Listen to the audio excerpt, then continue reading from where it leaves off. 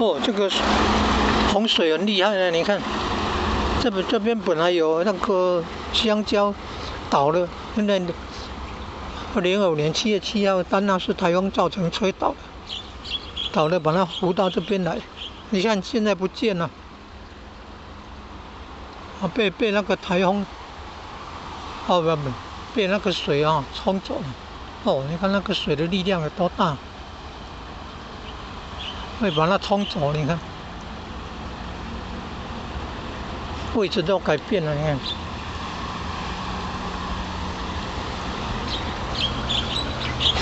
它这个台风折断了，台风把它吹断了，然后还会长出新的芽，又长出来了。哦，香蕉一颗就可以长成10几颗呢。台风季节就怕那个被折断，也耽误那个开花结果的收成的日子。季节。